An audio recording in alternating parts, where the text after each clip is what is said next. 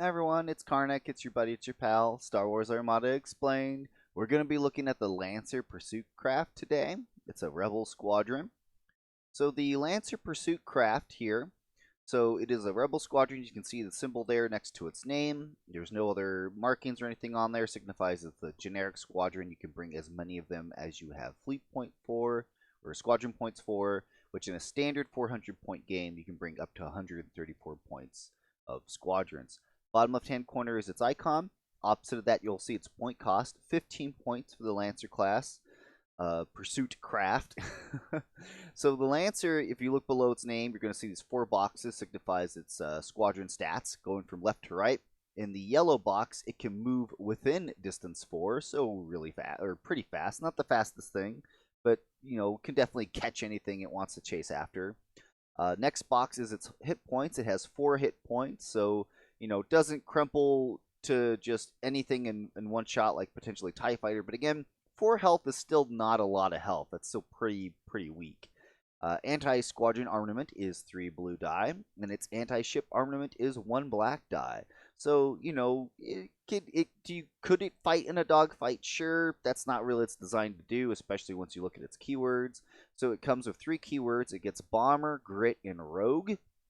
So typically, how Bomber works, so typically for squadrons that don't have Bomber, when they are attacking ships, the only icons that will deal damage are any hit icons, no other icon. What Bomber allows for is that not only does the hit icon deal damage, is while attacking a ship, each of your critical icons adds 1 damage to the damage total, and you can resolve a critical effect. So no longer are you restricted to just the hit icons on a die. Now also, if you have a critical icon on there, you can deal a damage with that, which with their black die. So they have 4 icons. So there's 8 sides to a black die. 4 are hits, 2 are blanks, and 2 do have a hit crit icon. Meaning if you roll that hit crit icon, you're dealing 2 damage. And if you're able to deal damage to a ship's hull, you can choose to resolve a critical effect like the standard critical effect, or you can resolve a different critical effect. If there's a squadron that is flying around that grants something or a different card ability, they have the option to resolve a critical effect if you so choose. The second keyword that they have here, Grit. So typically in Armada, when you're engaged by a squadron, if both squadrons are not heavy, they are stuck in a fight to the death forever, unless something can come along like intel to give something heavy, somebody can fly away. Otherwise, they're just stuck there. What Grit does is you are not prevented from moving while you're engaged by only 1 squadron. So, for example, if I was only engaged by this 1 TIE Fighter, I can bounce out, no problem.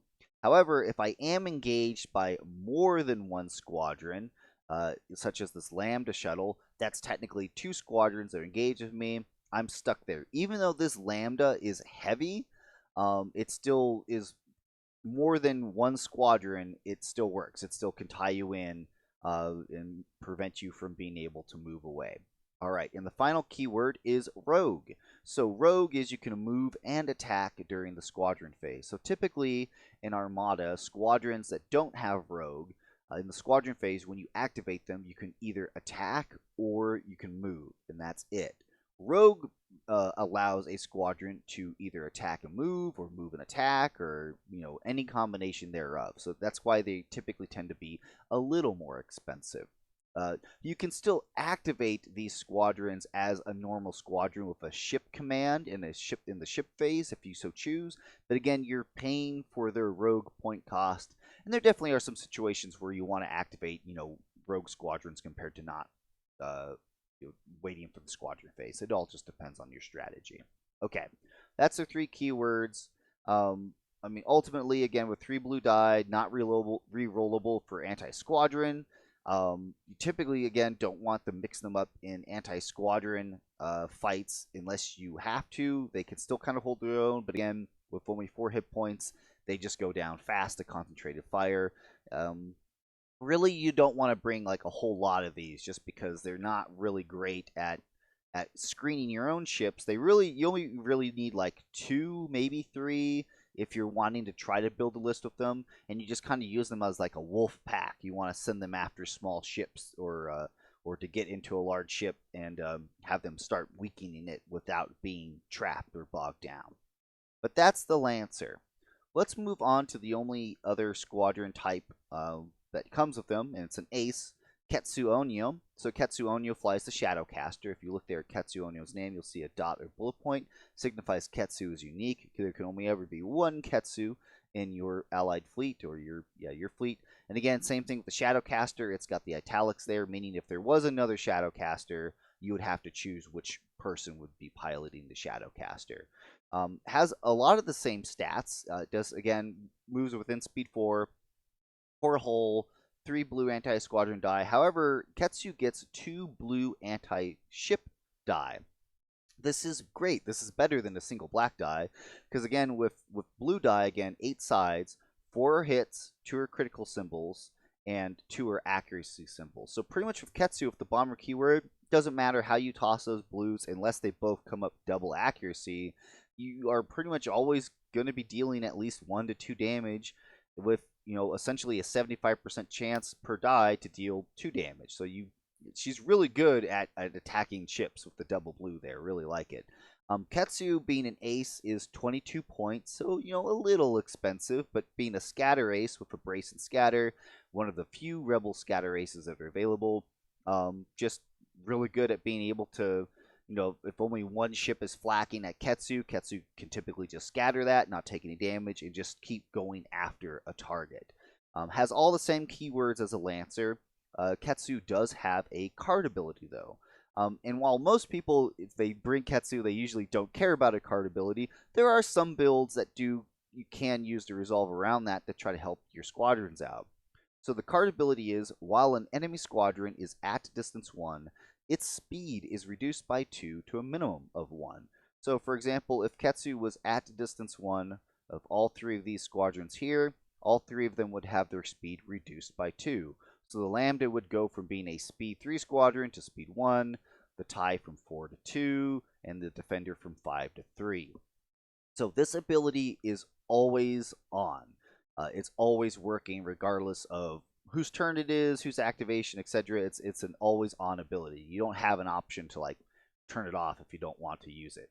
And this ability works even if Ketsu is not engaged. You can be at distance 1 and not engage with squadrons, because if you're hiding an obstacle or on the other side of a ship, the ability is just at distance 1. So if you're at distance 1, you're affected by it, even if you're otherwise obstructed. All right. Let's talk about some interesting things about how this ability interacts with speed enhancing effects, or another card effect that I'll get into. So this effect applies all the time. It's always on, meaning that if you're at distance 1, your speed is reduced by 2. Again, it can't ever go lower than 1. What about speed enhancing effects like Vector or Independence or All Fighters Follow Me? How do these cards work with this? So Ketsu's ability is considered to have taken place first. Now, in almost all cases, these speed enhancing effects rely on that squadron being activated to get that speed enhancing effect.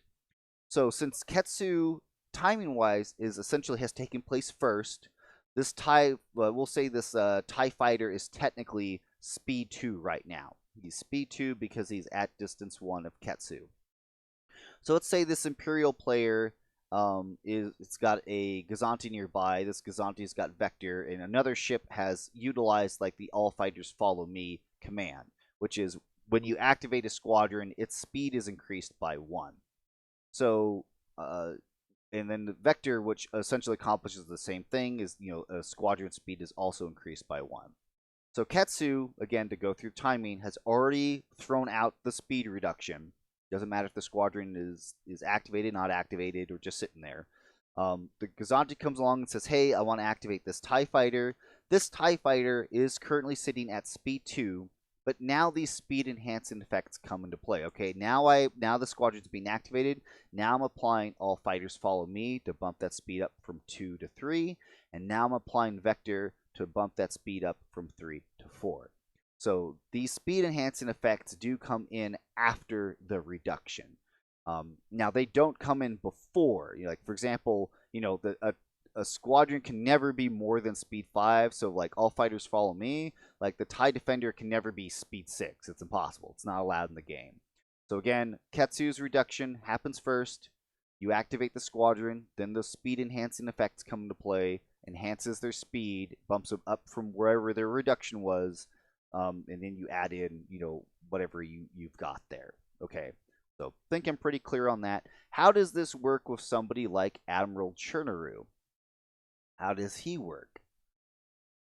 So Chernaru, his card ability is, squadrons that you activate can move even if they are engaged. When an engaged squadron moves in this way, treat it as having a printed speed of 2. Well, how does this work? Well, so to go back to that same example, remember Ketsu's ability is taking place consistently all the time. So again, we're going to use this Lambda shuttle as an example for this. So this Lambda is engaged, and again, can't move away. It's stuck there. It can't run away if it without utilizing this card effect. So right now it's at speed 1. Okay, at speed 1. So Ketsu, say, the Chernaru, you activate this squadron. At this point now, you need to decide, do I want to utilize this card effect or not? Because it's optional. You don't have to use this card effect when you activate the squadron. But you can. Okay, so then what happens when you replace when you want to use the printed speed of 2? Okay, so the Lambda's printed speed on its squadron card, as you see here, is 3. Being reduced by 2 to 1. Actually, I don't think the Lambda is a good example for this. I'm going to switch back to the TIE Fighter. There you go. So the TIE Fighter's printed speed is 4, being reduced by 2. It is a speed 2 fighter. So if you use Admiral Chernaru's ability, though, it is now being treated as having a printed speed, replacing 4 with 2, which is now then reduced to 1. Why is that? Because again, the TIE Fighter's printed speed on its squadron card is 4, but when you choose to utilize Chernaru's card effect, as it says there, you then have to treat that squadron as having a printed speed of 2. You are replacing 4 with 2. Ketsu's ability is still there. It's still doing its thing. So since you technically have replaced 4 with 2, it now reduces that speed to 1. Because again, minimum of 1. But if you did have any speed enhancing effects following up after that, like for example Vector, well then you can add 1 back on after the reduction. So that is how that resolves and that works. So again, Ketsu's reduction happens to whatever the printed speed is on the squadron card, whether that's being whatever the squadron came with, or if it's being replaced by another card effect, that always gets reduced first. Then you add on speed enhancing effects after that reduction. Okay, I think I'm pretty clear on that. I think we got that figured out. All right, so that is the Lancer crafts. So you guys are fantastic. I've got another video lined up for next week. We're going to talk about some of the Clone Wars stuff, what I'm excited about for that. And you guys are great, and I'll catch you next time.